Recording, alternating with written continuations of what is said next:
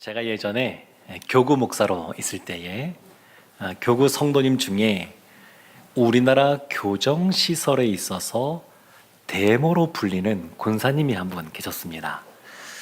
그분이 예수님을 잘 믿는 분이셨는데 어느 날 기도하다 보니까 유치장에 있는 분들에 대한 마음이 생겼습니다. 경찰서, 유치장. 그래서 앞에 길을 걸어간 사람이 없었지만 기도하면서 길을 뚫고 유치장에 있는 분들에게 복음을 전하기 시작했습니다. 그러다가 구치소에 대한 마음이 생겨서 구치소까지 뚫고 그리고 교도소까지 가서 복음을 전하기 시작했습니다. 근데 이분이 참 많은 중범죄자, 우리가 뉴스에서 접했던 뉴스에 크게 나오는 그러한 흉악한 죄를 저지른 사람들, 그런 분들도 많이 만나고 복음을 전했는데 제가 물어봤습니다. 권사님, 무섭지 않으십니까? 사람을 연쇄 살인범들도 많이 만나니까 무섭지 않습니까? 했더니 저에게 하시는 말씀이, 목사님, 제가 원래 겁이 굉장히 많은 사람인데 이상하게 그들 앞에 있으면 마음이 평안하고 좋습니다. 이러시는 겁니다. 그러면서 이런저런 얘기를 해주시는데 연쇄살인 이런 사람들은 마음이 꽉 닫혀 있습니다. 복음을 전해도 들어갈 틈이 없습니다. 그런데 오랜 시간 가지면서 사랑으로 대해주고 그리고 그들을 위해서 기도하고 그러다 보면 어느 순간 마음이 열리는 때가 있는데 그러면 그때 가서야 이제 복음을 전한다 그럽니다. 그래서 지금은 우리나라가 한동안 사형이 집행되지 않았지만 그 이전에는 사형이 언도되면 집행되기도 했는데 마지막에 예수님 믿고 그리고 회개하고 평안한 모습으로 그 마지막 그 사형이 집행되는 그곳까지 가는 모습도 종종 경험했다고 그럽니다. 처음부터 마음문이 열리지 않습니다. 사랑을 행해주고 또 가까이 있어주고 기도해주고 그럴 때 마음문이 열리는데 이 권사님도 그렇지만 동서고금을 막론하고 복음을 증거할 때 가장 많이 인용되는 성경 구절이 오늘 본문 속에 들어 있습니다. 요한복음 3장 16절 말씀인데 그 말씀이, 이 성경이 굉장히 두껍지 않습니까? 많은 말씀이 있는데 이 말씀을 압축하고 가장 그 핵심 되는 내용을 요약한다 그러면 요한복음 3장 16절이라고 할 수 있습니다. 어린 시절에 교회에 와서 신앙생활할 때 가장 먼저 외우는 암송 구절도 많은 분들이 아마 이 요한복음 3장 16절이었을 겁니다. 많이들 암송할 수도 있겠지만 우리 한번 성경 말씀 띄워주면 한 목소리로 한번 합독하도록 하겠습니다. 하나님이 세상을 이처럼 사랑하사 독생자를 주셨으니 이는 그를 믿는 자마다 멸망하지 않고 영생을 얻게 하려 하심이라. 아멘. 하나님이 세상을 이처럼 사랑하사 독생자를 주셨는데 그를 믿는 자는 멸망하지 않는다, 이렇게 말을 합니다. 그렇다는 이야기는 예수님을 믿지 않으면 멸망한다, 이런 경고의 메시지이기도 합니다. 근데 사람들은 이 멸망한 이 길을 걸어가면, 믿지 않으면 멸망의 길에 들어섬에도 불구하고 이 경고의 말씀이 있음에도 불구하고 믿지 않는 이유들이 있습니다. 생각해보면 나는 법이 없어도 살만한 사람이다, 이렇게 생각을 많이 합니다. 나 정도면 괜찮은 사람이지, 나 같은 사람이 별로 남들도 도와주기도 하고 선하게 살아가는데 내가 무슨 벌을 받을까, 이런 생각들이 있습니다. 나는 경찰서 가서 조서 한번 꾸린 적도 없는 그러한 사람인데, 이런 생각을 하면 스스로 나는 죄가 없는 사람, 이 정도면 괜찮은 사람. 그러니까 예수님에 대해서, 예수님은 우리의 모든 죄를 용서해 주셨다고 그러는데, 성경 안에 죄에 대해서 참 많은 것을 말씀하는데, 어쩌면 그래서 나는 죄인이 아니므로 그래서 더 교회 가기 싫다, 이런 마음이 있었을지도 모르겠습니다. 또 사람들 보게 되면 멸망의 길이다 라고 경고함에도 불구하고 별로 귀담아 듣지 않는 이유는 이 세상에서의 삶이 끝나면 다 끝나는 것이다, 이렇게 생각들을 많이 합니다. 현재 우리가 살고 있는 현생 말고도 내세가 있습니다. 전생은 없지만 현세가 있고 내세가 있는데, 누가 죽었다가 살아온 사람이 있어? 이렇게 생각하는 것이죠. 내세가 보이지도 않는데, 그러니까 이 땅에서 삶을 살다가 죽으면 다 끝나는 거야, 이런 생각을 하면 예수님께 나오기가 참 쉽지가 않습니다. 근데 오늘 본문에 보면 이것을 예수님께서 빛과 어두움에 이것을 비유해서 19절 말씀에 이렇게 말씀합니다. 그 정죄는 이것이니 곧 빛이 세상에 왔으되 사람들이 자기 행위가 악함으로 빛보다 어둠을 더 사랑한 것이니라. 왜 멸망의 길이 있음에도 불구하고, 경고를 들음에도 불구하고 오지 않느냐? 빛보다 어둠을 더 사랑하기 때문에 그렇습니다. 하나님이 온 우주 만물을 창조하셨습니다. 그러면서 에덴 동산을 만드시고 온갖 사람이 살기에 좋은 환경을 만들어 놓으시고 마지막에 아담을 만드셨습니다. 그리고 그 아담에게 돕는 배필 하와를 또 만드셔서 같이 지내게 하였습니다. 그런데 사단이 뱀을 통하여 하나님이 먹지 말라고 했던 선과 악을 알게 하는 나무의 열매, 선악과라고 말하는데, 그것을 먹으라고 유혹합니다. 그래서 하와와 아담이 그 유혹에 넘어가서 그 선악과를 따먹게 됩니다. 그 다음에 나타나는 행동이 뭐냐면, 하나님이 아담아 아담아 부르실 때 그들이 두려워서 숨었습니다. 하나님 앞에 있는 그대로 나가는 것보다 숨는 것이 마음이 더 편한 겁니다. 하나님은 빛이신데 그 빛 가운데 거하는 것보다, 우리도 좀 그렇거든요. 그냥 홀로 약간 어두운 데 있는 것이 마음이 더 편할 때가 있습니다. 그러니까 빛보다 어둠을 더 사랑하는 겁니다. 그래서 예수님께 나오지를 않습니다. 그럼에도 불구하고 하나님은 이런 사람들을 사랑하십니다. 그래서 16절 말씀에도 보면 하나님이 세상을 이처럼 사랑하사, 하나님이 그냥 두지 않으시고 사람들에게 멸망하지 않고 영생을 얻을 방법을 제시해 주시는데, 그 근간에 무엇이냐면 하나님의 사랑이 자리 잡고 있습니다. 하나님이 사랑하십니다. 사랑의 주체는 하나님이고 사랑의 대상은 누구냐면 세상인데, 이 세상은 사람들을 말합니다. 우리 같은 사람들.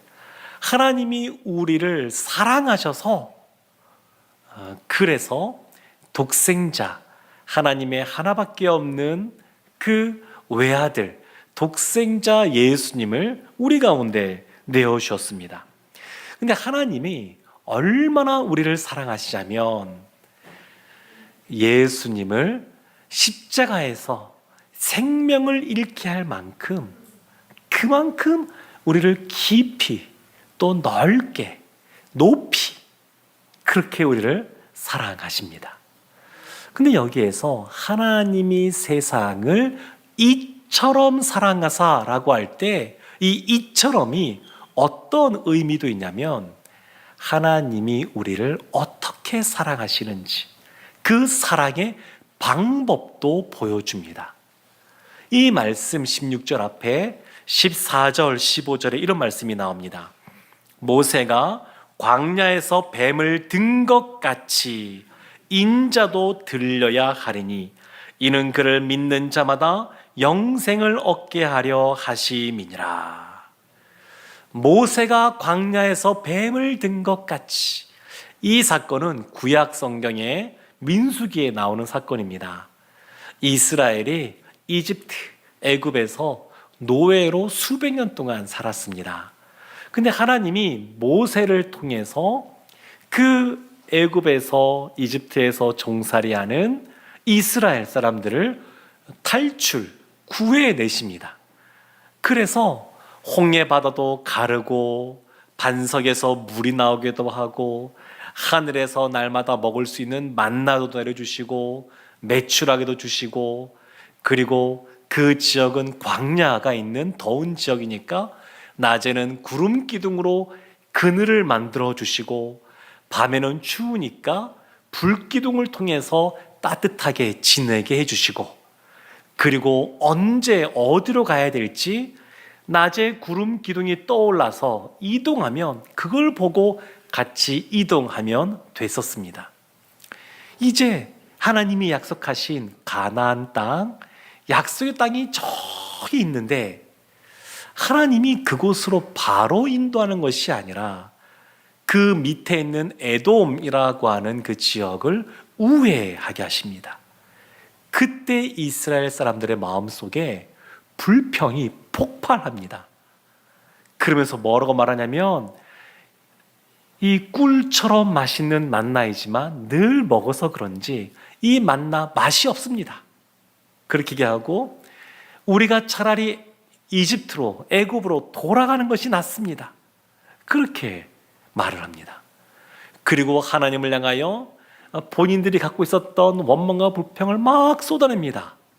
그런데 그때 독을 품고 있는 불뱀들이 쫙 나타나서 이스라엘 사람들을 물기 시작합니다. 그러면 퉁퉁 붓기 시작하고 열이 납니다. 불덩이처럼 뜨거워집니다.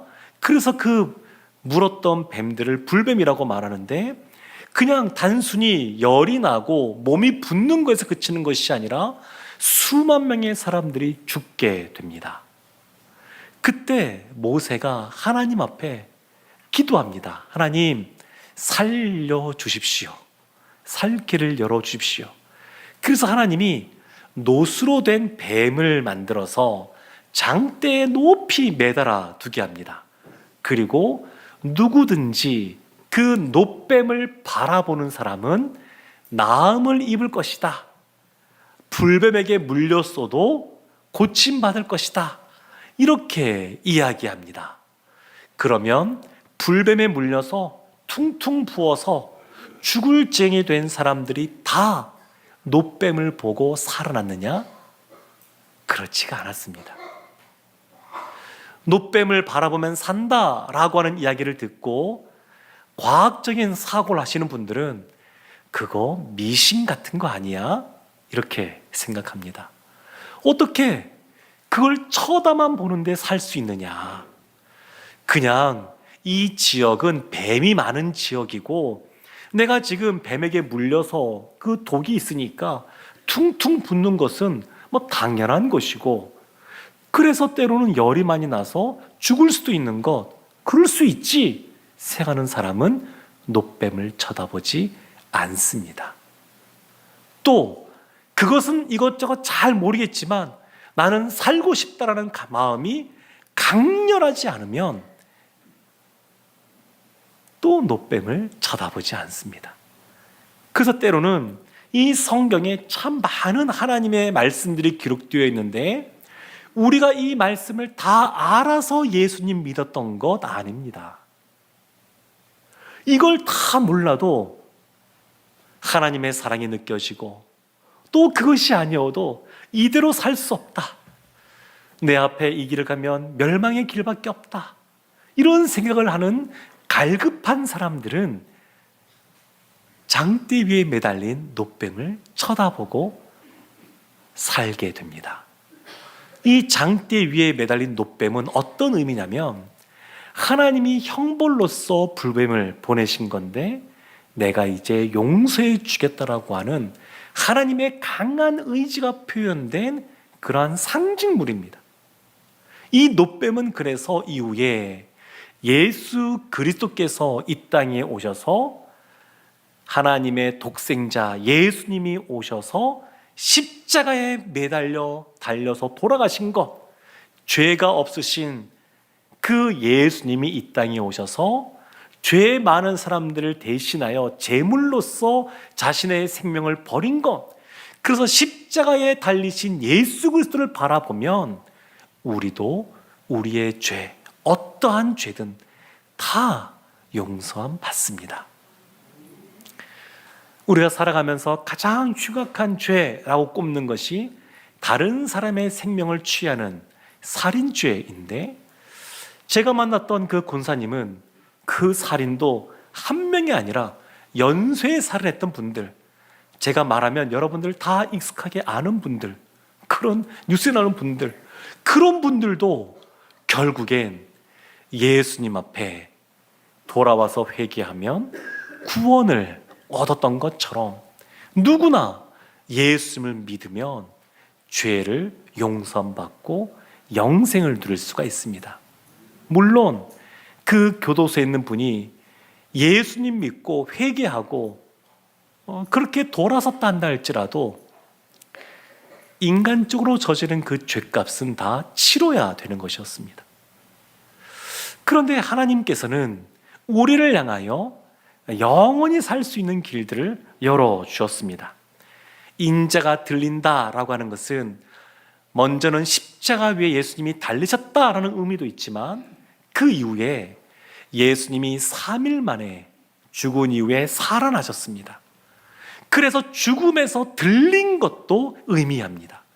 그 예수님이 부활하신 이후에 40일 동안 이 땅에서 제자들을 가르치시다가 하나님 나라로 들려져서 지금 하나님의 보좌 우편에 앉아 계십니다.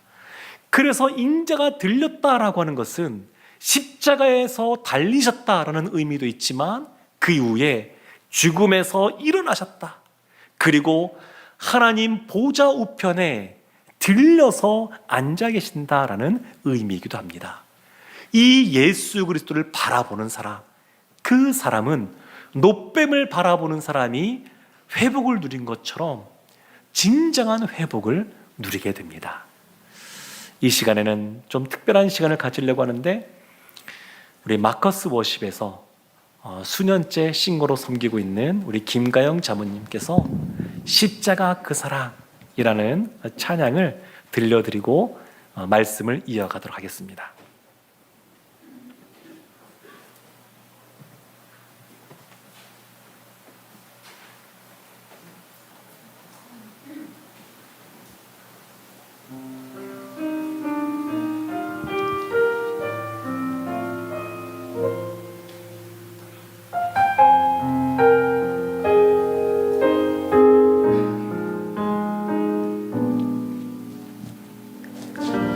십자가 그 사랑 멀리 떠나서 무너진 나의 삶 속에 잊혀진 주 은혜, 돌 같은 내 마음 어루만지사 다시 일으켜 세우신 주를 사랑합니다. 주 나를 보아시고 날 붙드시리. 나는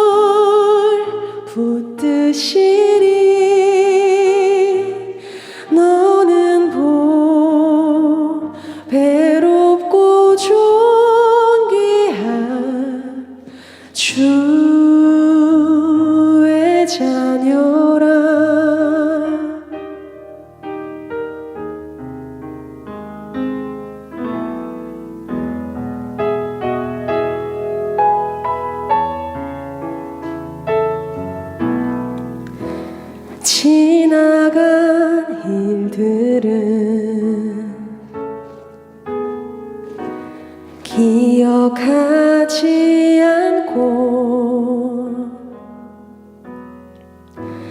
이전에 행한 모든 일 생각지 않으리 사막의 강물과 길을 내시는 주 내 안에 새 일 행하실 주만 바라봅니다. 주 나를 보호하시고 날 붙드시리 나는 보배롭고 존귀한 주님의 자녀라.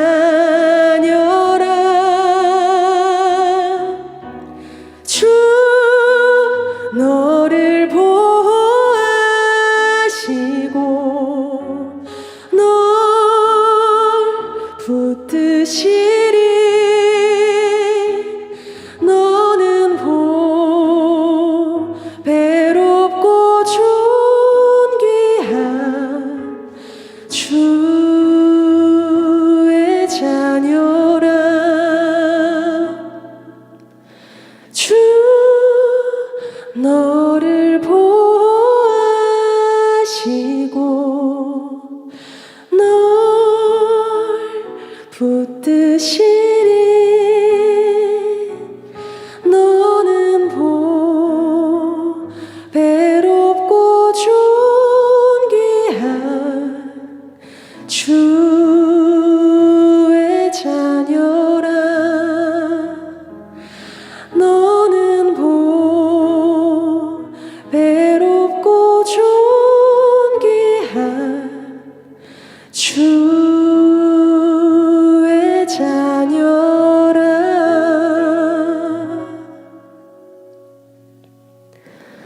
주의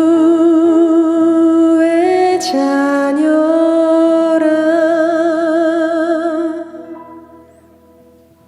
아멘. 하나님 우리를 보호해주시고 지켜주시는 줄로 믿습니다.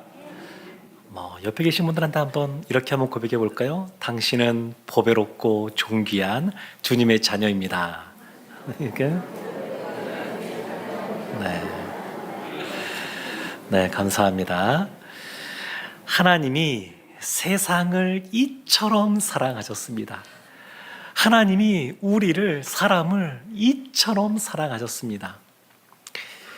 제가 출처는 잘 모르겠는데 예전에 부흥이 하면 부흥사 목사님들이 가끔 하시던 예화 중에 이런 예화가 있습니다.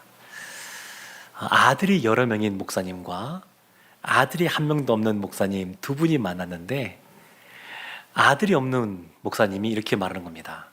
나에게 아들 한 명을 양자로 주면 잘 키울게, 이렇게 말하는 겁니다.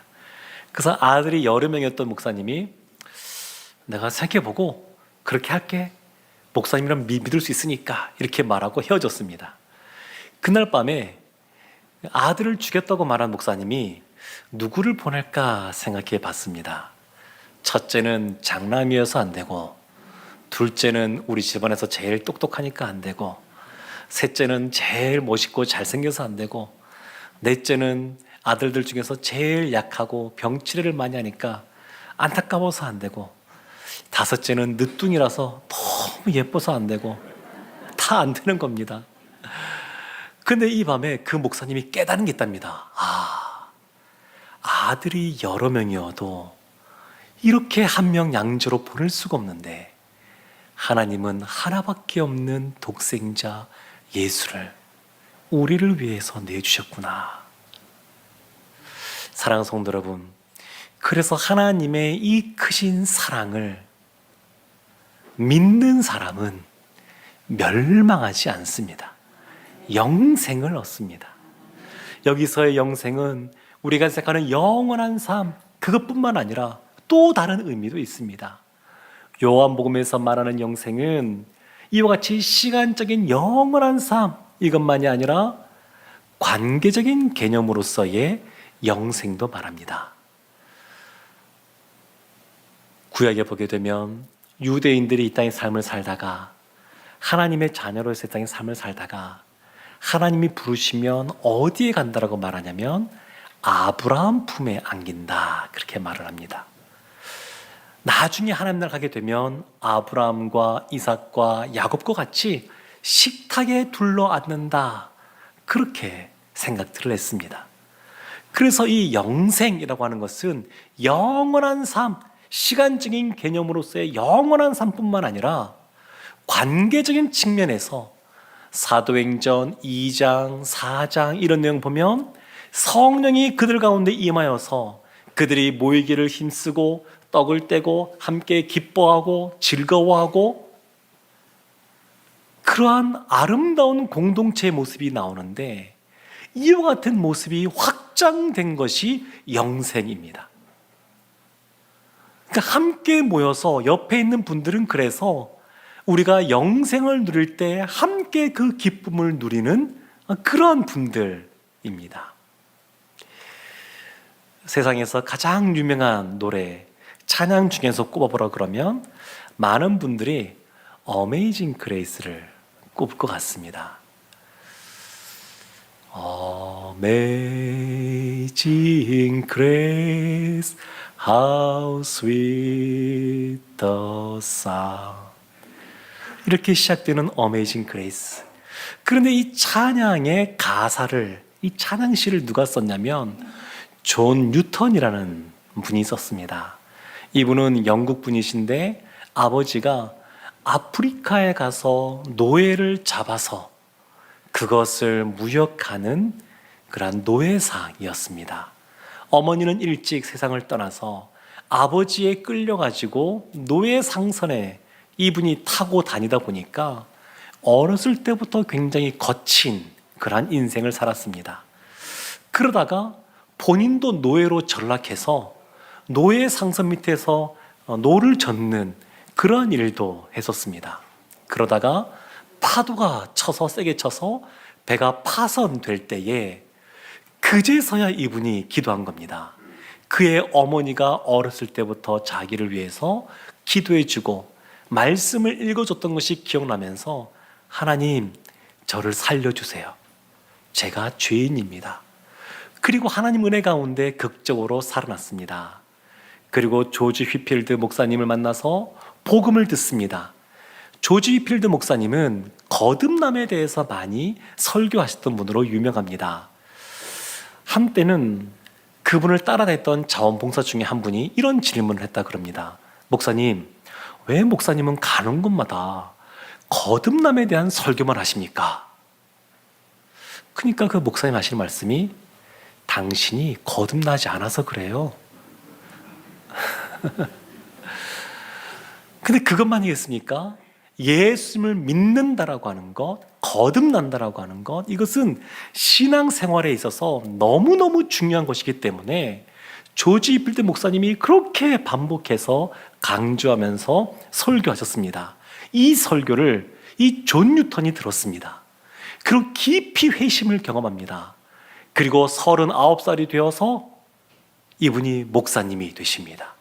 그리고 54살이 되어서 그러니까 오랜 세월 동안 신앙생활하고 복음 증거하고 또 사람들을 만나고 하나님을 깨달아 알고 그 이후에 쓴 시가 Amazing Grace입니다. 사랑하는 성도 여러분, 그리고 오늘 초대되어 이 자리에 처음 나오신 우리 분들, 바라기는 예수 그리스도, 하나님이 그 예수 그리스도를 우리에게 보내실 만큼 하나님이 우리를 너무너무 사랑하십니다. 나보다 나를 더 잘 아시고 나를 더 사랑하시는 분이 하나님이십니다.